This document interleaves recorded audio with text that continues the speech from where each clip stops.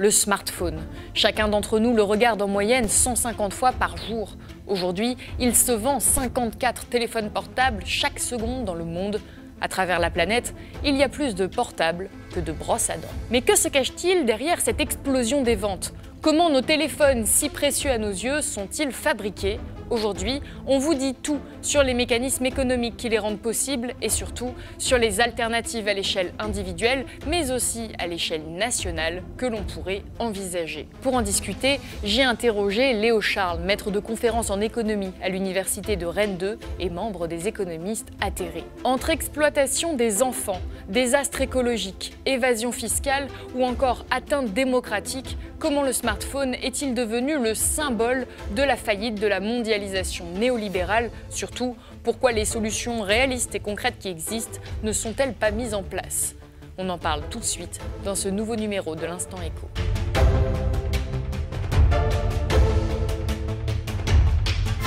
L'histoire de votre téléphone commence ici, au Congo, ou encore là, en Chine. C'est à des milliers de kilomètres de chez vous que ces matériaux sont puisés. Dans nos téléphones, une des matières premières les plus importantes, c'est ce qu'on appelle donc les métaux rares, hein, qui sont l'antimoine, le gallium et d'autres métaux comme le cobalt ou le lithium. En gros, on chiffre ça à 55 métaux différents pour un smartphone. Et globalement, il y a deux pôles géographiques où on extrait ces minerais ou ces métaux rares. Le premier pays, c'est la Chine, où il y a environ un tiers des ressources en métaux rares. Et le deuxième pays, généralement, c'est le Congo. Dans ces deux pays, les conditions d'extraction sont inhumaines.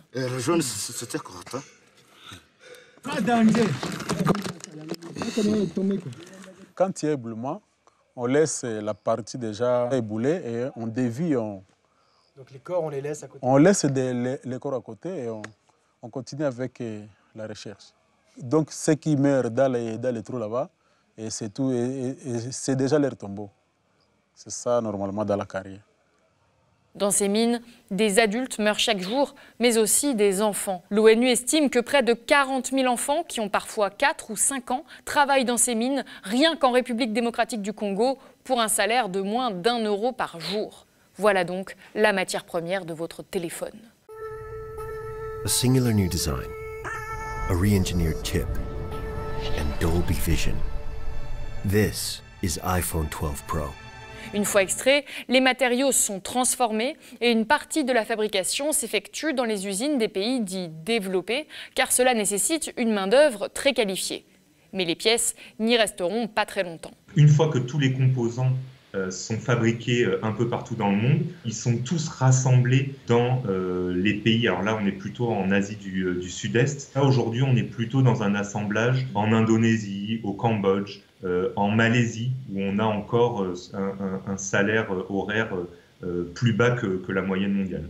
Et ça, c'est le cas pour la majorité des multinationales qui construisent des téléphones, enfin qui vendent des téléphones? Ça, c'est le cas pour tous les téléphones qui sont fabriqués aujourd'hui dans le monde. N'importe quelle marque choisit cette stratégie puisqu'on est dans une concurrence internationale. Et donc, si Samsung, Apple ou Huawei veut produire des téléphones et les vendre à un prix concurrentiel, on pourrait dire compétitif, ils sont quasiment obligés dans la modalité actuelle de la mondialisation de passer par ces différentes étapes. Les conditions de travail n'y sont pas forcément meilleures qu'au Congo. Il y a quelques jours, dans cette usine de fabrication d'iPhone en Inde, des ouvriers désespérés qui n'avaient pas été payés depuis 4 mois et qui avaient été forcés de faire des heures supplémentaires ont fini par saccager leur lieu de travail pour attirer l'attention. Ils se disent à bout, dans la misère, mais n'ont pas obtenu gain de cause.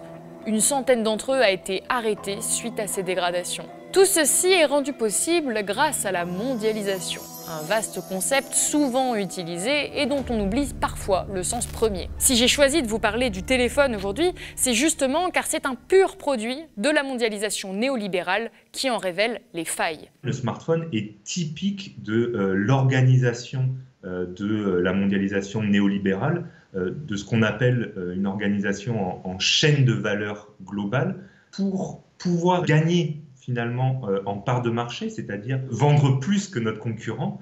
Alors il faut produire au plus bas coût possible et il faut donc pouvoir choisir sa localisation Et ça, c'est typique de l'organisation actuelle de la mondialisation. Et ce qui est fort, c'est que la chaîne de production est si étalée, morcelée, qu'on en oublie complètement la provenance des objets qu'on achète. C'est bien cela qui fait que le système est rendu possible.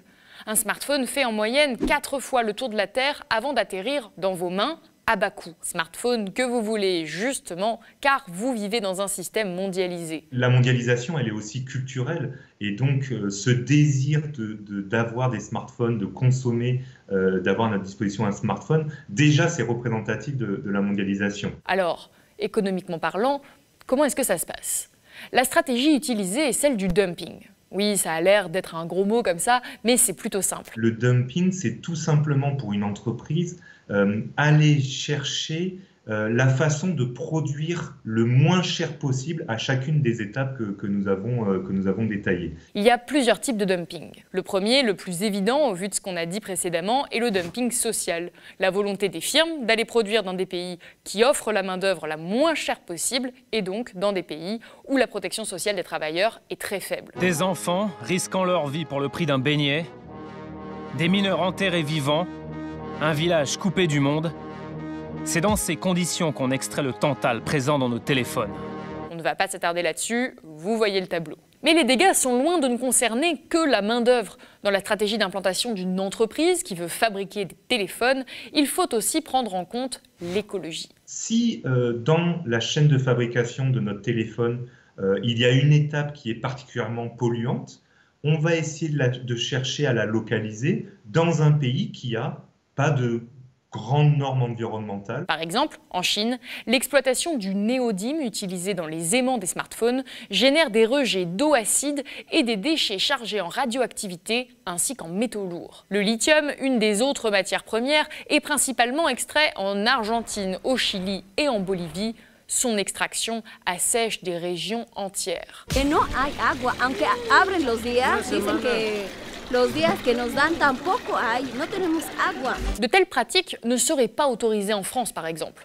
C'est ce que le journaliste spécialiste des matières premières, Guillaume Pitron, appelle la délocalisation de la pollution. L'objectif est toujours le même, produire à bas coût, peu importe les conséquences environnementales, du moment que l'on peut vendre des smartphones au plus grand nombre. Green light go, that's all I know. Move all day and I never get tired. Move all day and I never give up. Troisième dumping, le dumping fiscal, car il n'y a pas de petites économies. L'idée, après avoir trouvé les pays où la main-d'œuvre ne coûte pas cher, où il n'y a pas de régulation environnementale, c'est de trouver le pays où il y a le moins de taxes.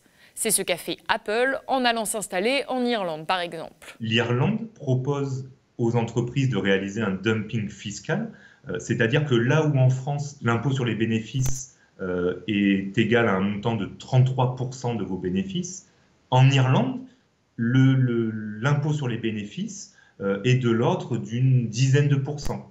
Et Apple a aussi, par exemple, négocié avec le Luxembourg une imposition zéro. Encore une fois, on va essayer de choisir des localisations qui nous permettent de payer le moins d'impôts possible. D'autres dumpings existent aussi qu'on ne développera pas ici, comme le dumping démocratique. Les multinationales regorgent d'imagination pour s'enrichir au détriment de la planète, des travailleurs, des consommateurs et même des États. On parle souvent des problématiques qu'on vient d'évoquer de façon isolée et peu de manière plus globale, alors que c'est pourtant là que tout se joue. Tant que ces entreprises pourront choisir à la carte les différentes étapes de production, nous continuerons à subir les conséquences dramatiques de cette logique. Alors que faire? Vivre sans téléphone? Pour quelques rigoristes, c'est une option.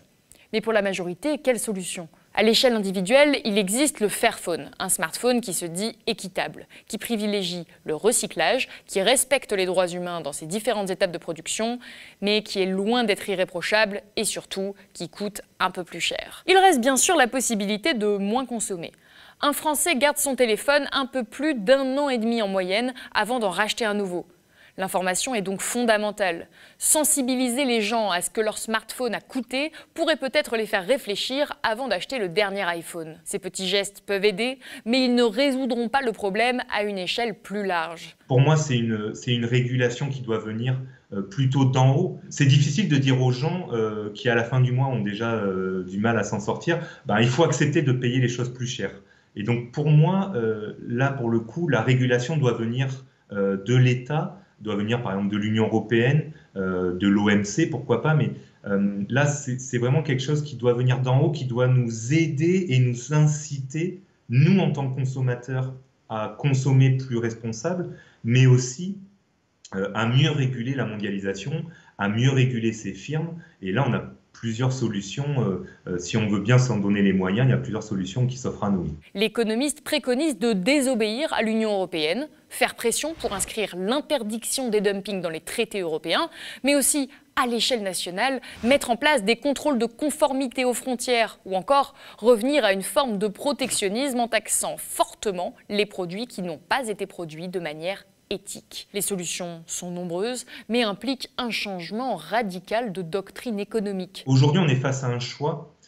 Soit on accepte de vivre dans un monde totalement libre-échangiste, totalement ouvert, dans lequel on a des chômeurs qui consomment des produits à bas prix, ou alors on accepte une forme de régulation, une forme de protectionnisme, et alors on vit dans un pays avec des travailleurs qui consomment des produits au juste coût, écologique, social, démocratique, etc. Le smartphone, c'est donc cela pour les économistes hétérodoxes, le symbole d'une mondialisation néolibérale que l'on subit un peu plus chaque jour. Il s'est immiscé dans nos vies, s'est rendu indispensable au point que le prix humain, écologique et économique nous semble indépassable. Pour l'économiste Frédéric Lordon, le problème central est celui de la constitution d'entités politiques authentiquement souveraines, seules à même d'être dotées de la force capable de s'opposer à la force du capital.